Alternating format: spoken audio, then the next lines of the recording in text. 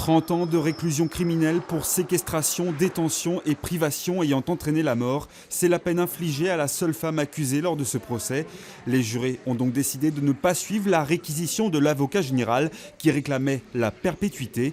Une peine finalement allégée pour celle qui est à l'origine des actes de torture et de la mort de Nicolas Laporte et que les experts dépeignent comme tyrannique. La femme de 52 ans et son avocat sont soulagés.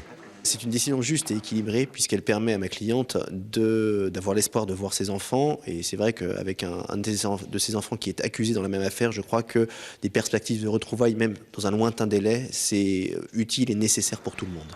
30 ans également pour l'oncle de Nicolas Laporte qui a participé activement à la torture du jeune homme entre octobre 2011 et janvier 2012 et même conservé un enregistrement sonore insoutenable du calvaire de la victime. L'amant de la principale accusée écope lui de 28 ans de prison, des peines lourdes mais justes selon la famille de Nicolas Laporte. Je suis contente parce que ça fait 4 ans que ça dure. C'est très dur, psychologiquement, physiquement. Vous êtes soulagé ? Tout à fait. Je trouve que dans l'ensemble, c'est une décision équilibrée et qui restitue à chacun le rôle qu'il a eu, d'après le dossier. Moi, je trouve que c'est un jugement sévère, mais équilibré.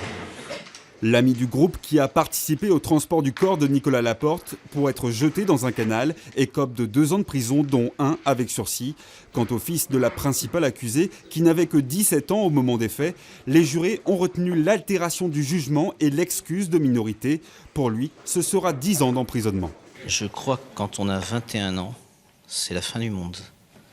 Mais rapporté aux faits, ça reste ce qu'on peut appeler la juste peine. Les bourreaux de Nicolas Laporte rejoindront dès ce soir la maison d'arrêt de Nevers. Leur meneuse, quant à elle, poursuivra sa détention à Bourges. Durant 15 ans au minimum, les avocats de la défense ont désormais 10 jours pour faire appel de ces décisions.